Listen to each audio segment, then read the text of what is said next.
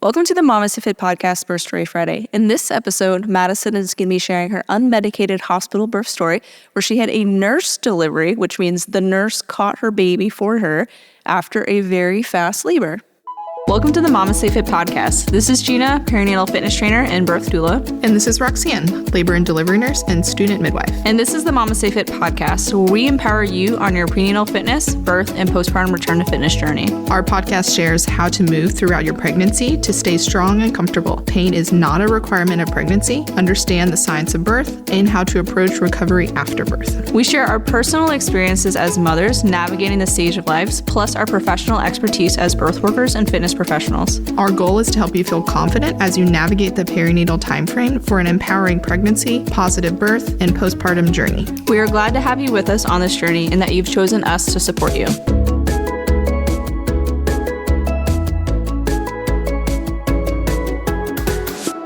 Welcome to the MamasteFit podcast, Birth Story Friday. Today we have Madison here, who's going to be sharing her unmedicated hospital birth, where she actually gave birth in the bathroom with a random nurse just walking by.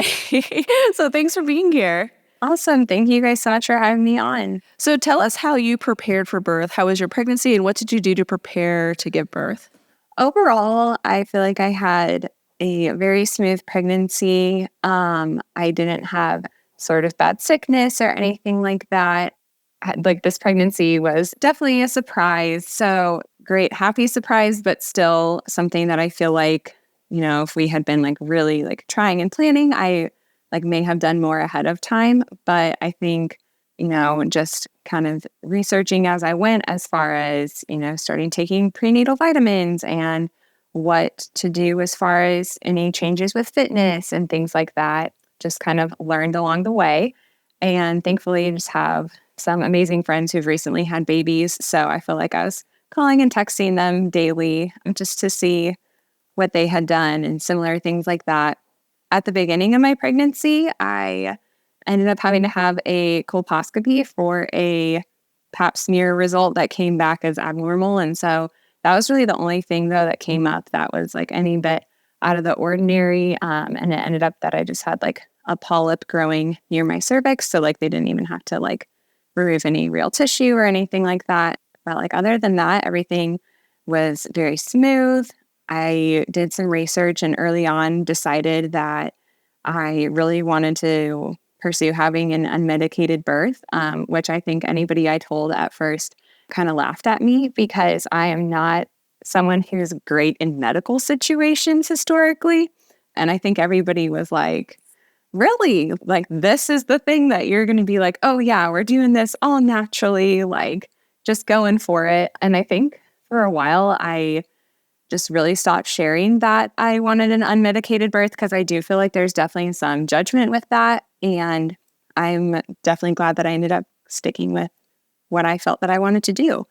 So overall, though, I feel like it went well. With going unmedicated, the big thing was that I really knew that I wanted a doula because when I talked to my husband about it, he was well, I'll absolutely support you no matter what, but I would just feel I don't know what I would do if you were in so much pain. I don't know that I would be able to handle seeing you like that. And so I was okay, so we're going to hire a doula and she's going to help us learn to navigate this and help you learn how to be as supportive as possible.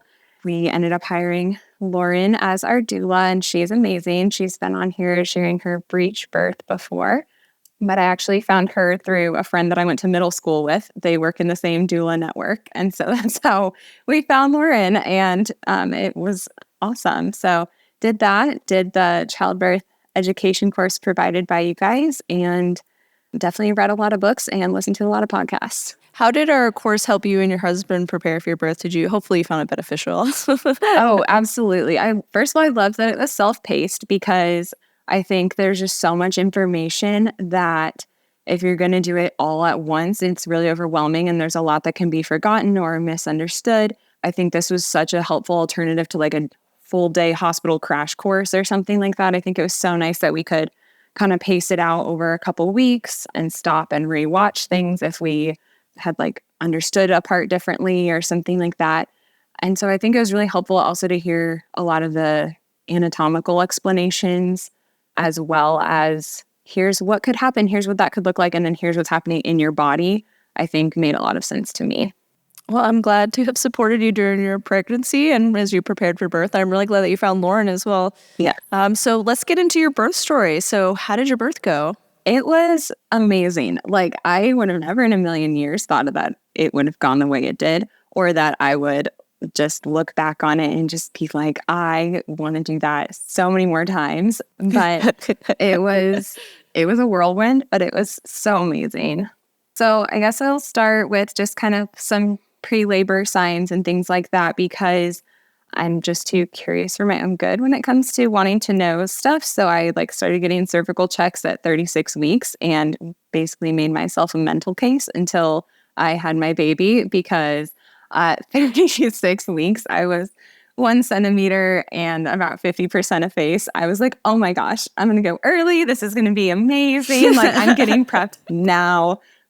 Go me. And then for the subsequent 3 weeks, I was still 1 centimeter, 50% effaced. And so it was at my 38-week appointment where I literally got in the car with my husband afterwards and just started crying, because I was like, I have felt so strongly throughout this whole pregnancy, and I'm not really entirely sure why, that I was going to have this baby between 38 and 39 weeks.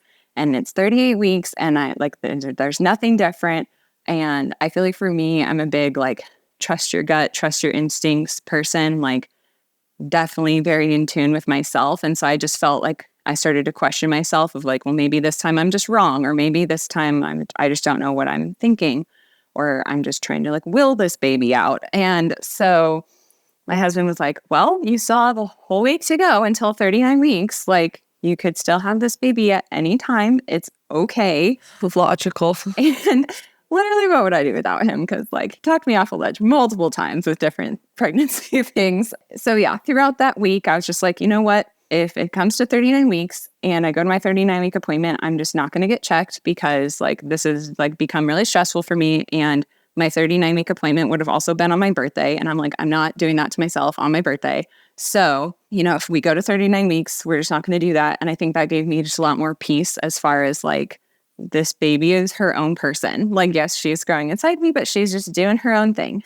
A couple days later in the week, I started just having a really upset stomach and just kind of just feeling gross. And I texted Lauren. I was like, hey, I just don't feel good. I feel like I'm just beyond tired again, and having diarrhea and stuff like that I'm I know could be an early labor sign, but I don't want to get my hopes up again, kind of thing.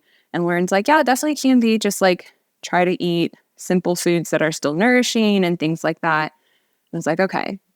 And then it had been a couple more days, and I was like, I don't know, I feel just off. And it's kind of hard to describe, because it's not sick, it's not just tired, it's just different. That Thursday, I guess, we had plans with friends to go get ice cream and go on a big walk. And that day I was just I felt like I was starting to have some cramping, but it wasn't anything crazy, no rhythm to it or anything like that. And Lauren was like, go have fun with your friends. This is not a big deal.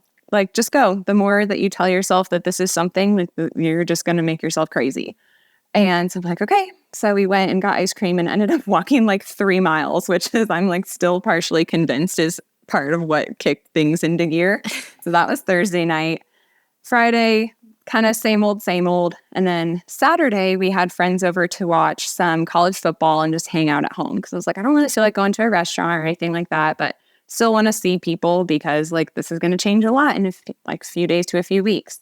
Our friends came over. We go to bed that night. In the middle of the night, I woke up and I was like, okay, my back really hurts. I feel like I'm having cramping. And Brett, I woke him up because I was like, this feels enough that I should wake you up.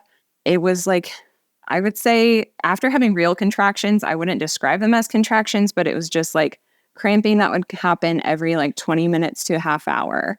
And Lauren was like, okay, well, that's definitely a good sign that things are getting going, but just know that during the day, your labor signs may go away and then really come back the next night. So tomorrow during the day, rest, take it easy, make sure you're eating healthy foods, hydrating, all that, just in case tomorrow night, things really get going. And I was like, okay. Well, that next day was my husband's and I anniversary. So we had plans that day to go to church and then go to like a fancy brunch as like our last date before having a baby. I was like, no, I don't want to leave the house. Like we ended up door dashing breakfast and eating at home and like going on a bunch of walks and me checking to make sure that we had like the car seat and the hospital bag like multiple times throughout the day. And then during the day, everything that I'd been feeling the night before had just completely gone away. And at this point, I was starting to feel really discouraged once again of like, maybe I don't know what I'm talking about. Maybe I don't know what I'm feeling. Maybe I don't know my body as well as I thought I did. So I said probably the stupidest prayer I've ever said before going to bed that night. And I was like, okay, God, like if I'm going to have this baby soon, I need you to make it abundantly clear because I'm losing it over here. And so that night before bed, I go to the bathroom and I had lost my mucus plug. And so I was like, okay, well, that's something, but like not necessarily meaning that anything could go into labor because like I've heard people have like another week go by. So I'm like, I'm not taking that as a sign. Then I go to bed. Brett and I go to bed. It's like earlier than normal because we were like, if something happens, like I want to be like somewhat rested. And I wake up at 2:20 in the morning to my water like fully breaking. And so I was like, okay, I think that's the sign. And so That's clear. yep, that was it. And so I like shake Brett awake and I'm like, hey, like my water just broke. Like I need you to wake up. And he's like, oh, just like give me 1 second. I'm like, no, like you did not hear me. My water just broke. Like, can you get a towel or something? And so he like is like, oh yeah, and like kind of comes with it a little bit, goes and gets a towel. We like go in the bathroom and he's like, I'm gonna call Lauren. So we call Lauren at like 2:25 in the morning and she's like, hey, like what's going on? And Brett's like, Madison's water broke. Like, do we need to go to the hospital right now? And Lauren's like, okay, well, like a couple things. Is it clear? Like there's no odor or anything, right? And I was like, yeah. And she's like, okay, well then like I wouldn't rush off to the hospital until contractions are around 4 minutes apart because like it could be a while with her water breaking for things to really get going. And with her wanting to be unmedicated, like you want to be at home as long as possible in case you get there and contractions still aren't going. They're going to want to start a lot of like different interventions potentially to get things going. And so we're like, okay, yeah. And so we just kind of like start to get prepared to leave because I started having contractions like pretty much immediately after. And they started at about 10 minutes apart and like manageable though. Like I could still move around the house and stuff like that. But then within 30 minutes, they were 4 minutes apart. And I was like, I'm not feeling too confident about this car ride if we wait much longer. So I think we should go. And we don't live super far. We live like 20, 25 minutes away. But I was still like, it's like kind of like a country road. It's like not something that I would like want to be in. That's a long time. I would like not want to be in a lot of pain doing that drive. We load up all this stuff and like we have a dog. And so Brett's parents were going to be like watching our dog while we went. But then it was like the middle of the night. So I just like put our dog in the crate and we're like, okay, buddy, like your dog grandparents will be here to let you out tomorrow. Like we got to go. Like just things you never think about until you're in labor. And it's like, oh my gosh, like, okay, like I guess we'll just see you when we see you. And then we start driving to the hospital and everything's like going smoothly because it's 4 a.m. and there's nobody on the road. So we get to the hospital and because it was after hours, they have like a labor and delivery entrance, but we had to go in through in the emergency room, which means we had to go through like a security walkthrough, like kind of like at an airport. Like you had to go through like a metal detector. Oh gosh. And stuff like that. And like the security guards were not sympathetic at all, to say the least. We had called ahead of time to request a tub room and stuff like that. And so labor and delivery had let security know that I was coming. So in theory, it should have been just kind of like a walk right in thing. But we like go through the metal detector as I'm like having a contraction. I'm like, what are we even doing? And we go through and the lady's like, wait, what's your name again? And I was like, oh my gosh, like I need to go get like up in my room because things are really starting to pick up at this point.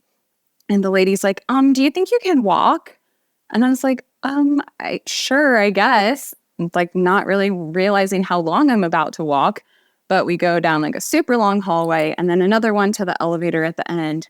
We like stop walking like probably 3 or 4 times along the way for contractions.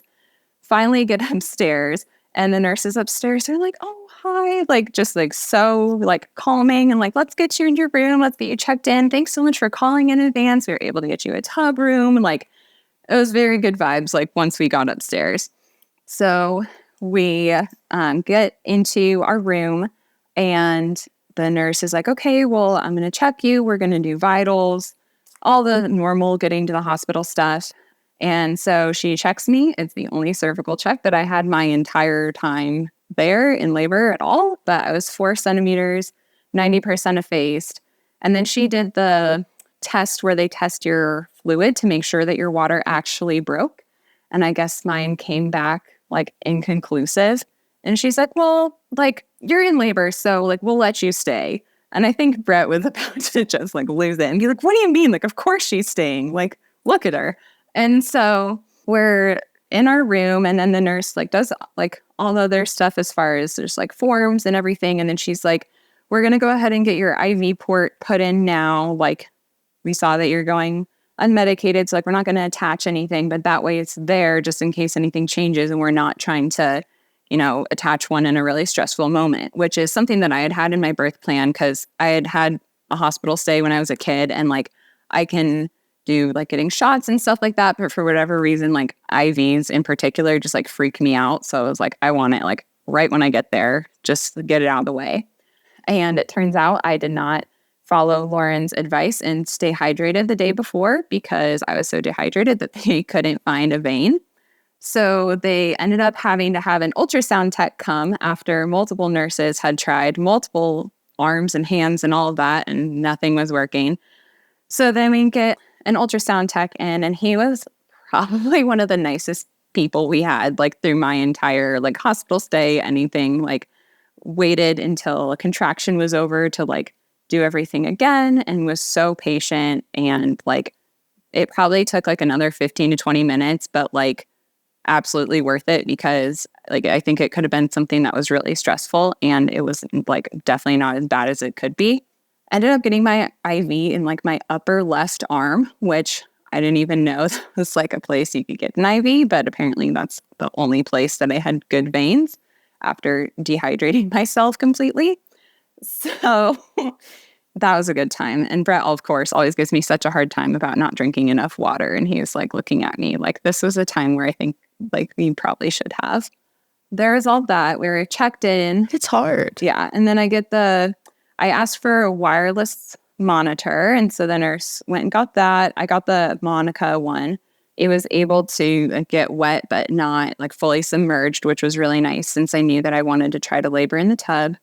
So after they got that attached, I pretty much was like, okay, like I want to get in the tub right now. Like my contractions are 3 minutes apart and like definitely intense at this point. Like I'm like, I just feel like I need just like a little bit of relief. So we get the water going. I get in the tub. Brett was like, do you think that like you're ready to have Lauren here? And I was like, yeah, like by the time she gets here, like if things keep moving at the speed that they are, like I'm going to want her here sooner rather than later. He texts Lauren and like I'm still in the tub and everything. And overall, I feel like I was coping okay at that point. Lauren got to the hospital around like just after 6, I think, right around 6 a.m. And she just like comes in the room and like just like her presence was just so calming and soothing. And like, this is such an exciting day. Like, I don't want you to be like freaked out or anything like that. Like, this is just going to be a great day, which was just great. And she had one of the wooden combs for me to squeeze and everything like that. So overall, I felt like once she was there, I was like, okay, like we're in a good groove now. Like Lauren's here, like things are progressing. I feel like I was still probably in like early active labor by the time she got there. And then things changed pretty quick. I don't know if my body was like, okay, now Lauren's here, it's go time, or what was going on, because I feel like 2 contractions or so after she got there, I was like, no, we're not talking in between anymore. We are in the zone. I was trying to like move into different positions in the tub. And I was just like, like, I don't know that this is comfortable anymore.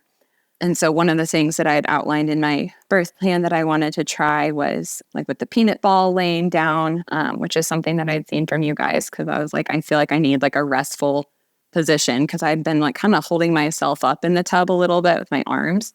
We get out of the tub, walk over to the bed. I have probably 1 or 2 contractions on the bed, and they were like by far the most painful, most intense ones that I had. And like that was when I started to question, am I making the right decision with going unmedicated? Like, do I need a different plan? Because like if it's like this from here on out, like I don't know how this is going to go.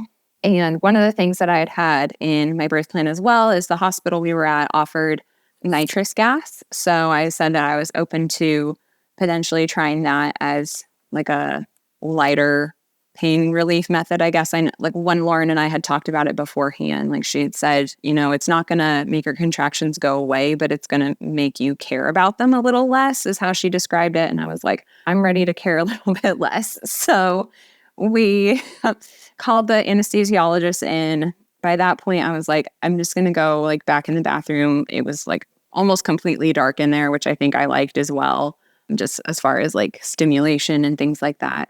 So I go back in the bathroom and Lauren's like, you know, like being on the toilet can be a really good place to labor because your pelvic floor is used to relaxing there and your baby's already really low, because I was a -1 station when I got there. And so she's like, your baby's already really low. Like it might just help ease some of that discomfort. I was like, okay. I'm like sitting on the toilet, just hanging out, having contractions.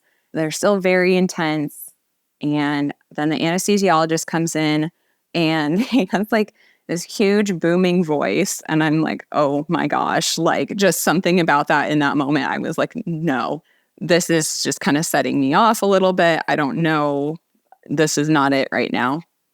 And so he's like going over the anesthesiology like release form, which like side note, like if I had known that there's like the signature for like C-sections and like general anesthetic on there and stuff like that, like in the moment, I think I signed it because I was like, get this dude out of here. Like he is so loud. But like knowing that all of that was on there, I was like, I don't know that I would have signed it like had it not been in that moment, just with basically you can say like, oh yeah, like any anesthesia from here on out is fine. At least in that hospital is what was on the form. So I sign it. But then he was like, yeah, we can't move it in here. So like, you're going to have to come out to use it. I'm like, never mind. We'll be staying in here. So thank you for setting it up. But no, we're staying in the bathroom and, you know, probably another, I would say 30 to 40 minutes go by. And then all of a sudden I just start having like just uncontrollable pushes. I like had also seen from your Instagram that like fetal ejection reflex is real thing.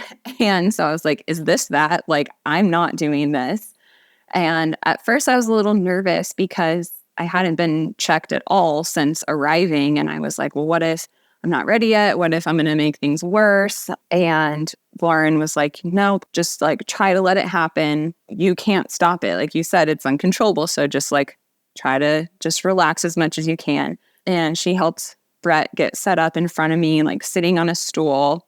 And so I was sitting like facing forward with like my arms like kind of draped over his shoulders. So that way when like I started having like a contraction and was like just pushing, like I could just kind of like lean into it a little bit more, which was really helpful. And I honestly feel like once we got to that point, it got a lot more comfortable. I think kind of getting over that hurdle of things before and then just my body starting to push, I was like, okay, like we're doing something now.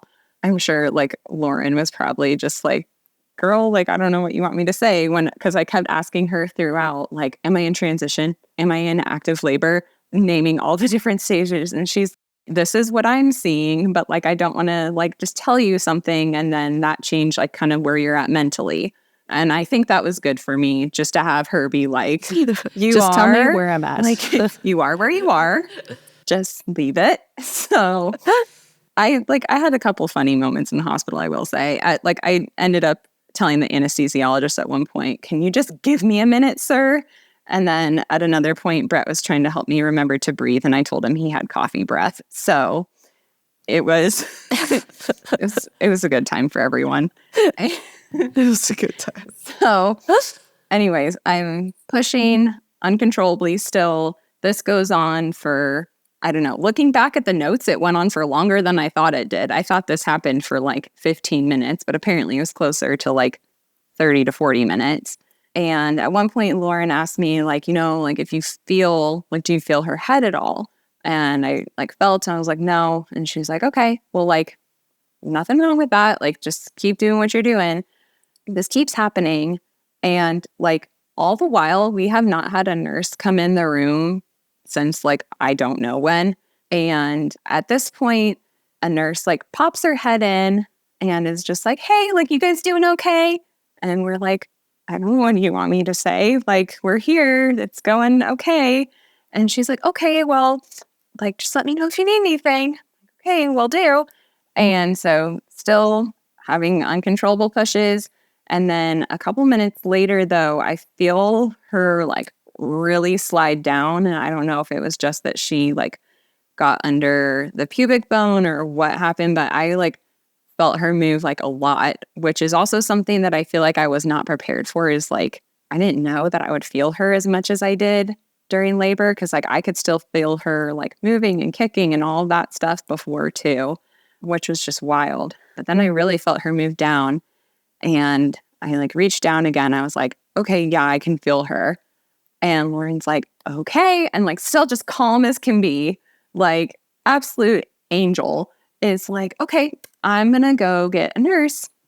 And like this part, I like was cracking up in her notes when we have like, because Lauren sent me birth notes after, which was just also such an amazing resource, because with Laborland, like everybody says, but I didn't believe it till I like had it myself, of like, I had no idea what time it was or anything like that.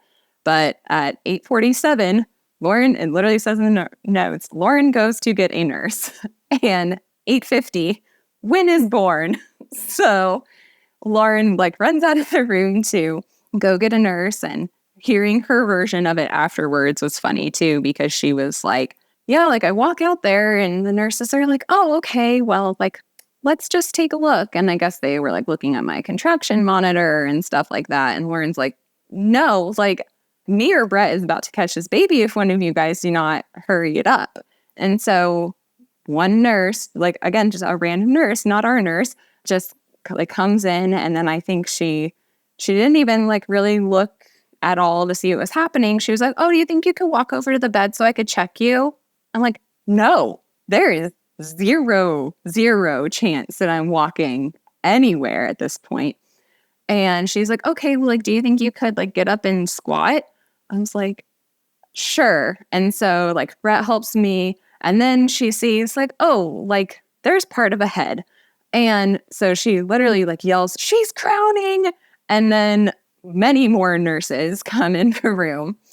And so, yeah, and Brett's like got 1 foot in the bathtub, 1 foot out, trying to like help hold me up in this squat, like in this tiny bathroom. Like, I'm sure this was quite a scene. And I'm like squatting, and then I like feel her head come fully out, and then like pretty much back to back had like another really strong push, and there she was, like just whole body out. Like she was just completely like just born. And I don't know, I was just so mind blown of like, wow, like that was amazing. And also just like, I would have never in a million years thought that this is how I would give birth. But yeah, the transition nurse was able to rush in time and had Wynn in her arms. And she was like, oh my gosh, she's beautiful. You did so great. Like APGAR scores, like 8, I think she said. And then the second one was 9. She's like, she's beautiful, like awesome job. And so, yeah. And from there, I feel like it just kind of got into like a kind of a whirlwind, because obviously, we weren't planning on me basically standing up with Brett helping me in the bathroom to give birth. And so in our birth plan, we had like, Madison will have Wynn immediately placed on her chest, and Brett will cut cord and things like that just like weren't really able to happen as much, because I was standing and like couldn't even stand on my own. And Brett is half in the bathtub helping me stand. So they still, though, which I was really glad that they waited for the cord to turn white to cut it. Even with like the situation we were in, I was still glad that they like respected that. And so then they cut the cord, and they were like, okay, time to walk over to the bed. And definitely with assistance, waddled across the room. And then they're like, okay, we're going to get you stitched up and like, you're going to like deliver the placenta and all that. And so that happened really quick after. And I think that was something that next time, I think just before having gone into labor and before having a baby, I guess I just didn't realize how fast everything can happen after birth, as far as like, they were like, we're getting the placenta out. And it was like 5 minutes after I had Wynn. And like, I don't necessarily feel like it was like my body getting it out. And so had the placenta delivered. And then after that, they gave me some stitches because I had a 2nd-degree tear, but I don't know, the stitches weren't bad at all. That was something I was nervous for, but they gave me like some lidocaine shots like around that and then stitched. So that was fine. And then at this point, they were able to put Wynn on my chest now that I was laying down. So I had her for a lot of that time, which was great. After all of that, I feel like I finally started to like, I don't know, settle in is not the right word because I was still going like a million miles an hour in my head and in my body, but just like, wow, okay, like just gave birth to a baby. And so like I've heard a lot of people talking about like getting the shakes after labor and stuff like that. I've never like shook that hard in my whole life. I felt like just crazy, but I was like, I don't know what's happening. But after a while that finally settled down a little bit and they made me like a juice ginger ale drink. That was really good. So I had that and some peanut butter graham crackers and we were just chilling in the delivery room for a little while. And the transition nurse stayed with us and she had a nursing student with her too. And they were both like just so sweet and wonderful.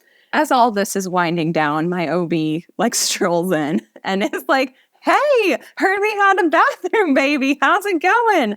And she's just like so upbeat and just like, we're like nothing wrong with that. And so like just like seeing her after, I just like chuckled a little bit. I'm just like, yup, like guess me crying my eyes out in my car after our last appointment, like totally worth it, not like, but yeah. And then the nurse who ended up being the one who delivered Wynn was telling us, she was like, yeah, so like Dawn, who's your nurse or who was assigned to you, she's a charge nurse. And so she had to go to a meeting and then another nurse was like covering your room for her while she was gone. But that nurse didn't think you were going to have your baby anytime soon. So she took a break and was eating her bagel when Lauren came running onto the nurse's station. So like, glad I got to be here. I'm like, me too. It's always when the nurse goes to lunch that a baby is born. So apparently, because my sister's a nurse and I was telling her all of this after, and she was just mind blown because she works at a hospital that has a lot of like high risk pregnancies. So I don't feel like she gets to hear this side of it of like unmedicated births that go really well a lot. But then she was like chuckling. She's like, of course your nurse wasn't there. So yeah, but overall, it was great. We got transferred over to our recovery room and yeah, that's the gist of it. So would you do it again? Would you have an unmedicated birth again?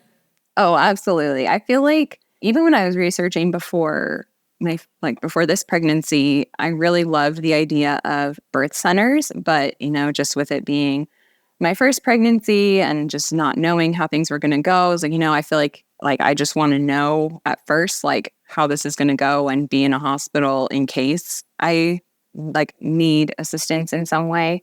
But I feel like after this, I'm like, I would totally look into a birth center and absolutely go unmedicated again. That's awesome. Well, thank you so much for sharing your story on our podcast. It's always really fun to hear like the super, I mean, they're all exciting, but like the super exciting, like I did not give birth in the bed like I was supposed to stories. So thank you so much for sharing your story on the podcast. Of course. Yeah, I'm glad I got to do it. When I was in the hospital, the midwife who was doing like my discharge paperwork was like asking me like about my birth. And I was like, oh, like had her in the bathroom. And she's like, oh, like you're that one. I was like, yeah. And she's like, oh, well, like I wouldn't go like bragging about that one to your friends. Like not a lot of people have it that easy. And I was like, I want to tell everybody about this. Like I feel like it was awesome. So I'm glad I got to. Well, thanks again for coming on the podcast. Of course. Yeah. Thank you guys so much. If you enjoyed this episode, please follow our podcast so you can be notified when we release new episodes. We release new episodes every Wednesday and birth stories every Fridays. If you're looking for more support throughout your pregnancy, join our online childbirth education course and prenatal fitness programs. You can bundle them to save 15% off. If you're postpartum, we have our postpartum education courses, and we have added a bunch of new options for the postpartum. We have postpartum yoga, postpartum prep, newborn care, infant massage, and infant CPR. You can also join our postpartum fitness programs to help you return to fitness after birth. If you're a professional, we have our birth worker and fitness trainer course, so you can earn CEUs as you learn from us to support the perinatal population. And as a thank you for listening to this episode, you can use code STORY10 to get 10% off any of our online courses and fitness programs.